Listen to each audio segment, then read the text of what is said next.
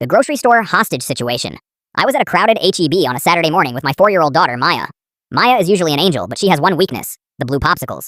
Not the red, not the purple. The specific neon blue ones that turn your entire face into a Smurf.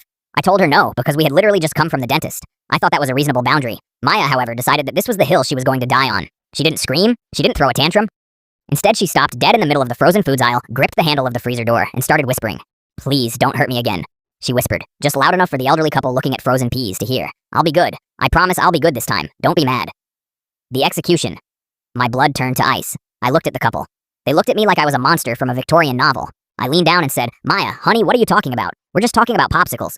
She flinched, an actual physical flinch like I'd raised a hand, even though I was 3 feet away holding a bag of frozen spinach. Tears welled up instantly. She looked at the woman nearby and said, "Can I go home with you? He says I'm not allowed to eat until I'm quiet."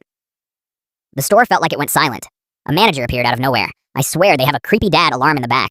The elderly woman actually stepped between me and my daughter and said, "Sweetie, do you feel safe?" I had to stand there in aisle 4 while a grocery store manager questioned my 4-year-old. I felt the heat of a dozen judgmental stares. I was shaking. I pulled out my phone and showed the manager a photo of us at the zoo from 2 hours prior, laughing and eating popcorn, just to prove I wasn't a kidnapper. The manager eventually realized Maya was just a very gifted actress when she pointed at the blue popsicles and said to the manager, "If I have those, the bad feelings go away." The manager looked at me, looked at her, and sighed. He handed her the box. "Just take them, please."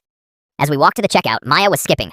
She looked up at me, blue tongue already stained, and said, "That worked fast, Daddy. Can we do the sad game at the toy store too?" Kids don't understand the weight of the accusations they're making. They just understand cause and effect. Action. Act scared/injured. Effect. Dad stops saying no, and people give me what I want. It takes a long time to shake off that feeling of being watched by your community, but you aren't alone.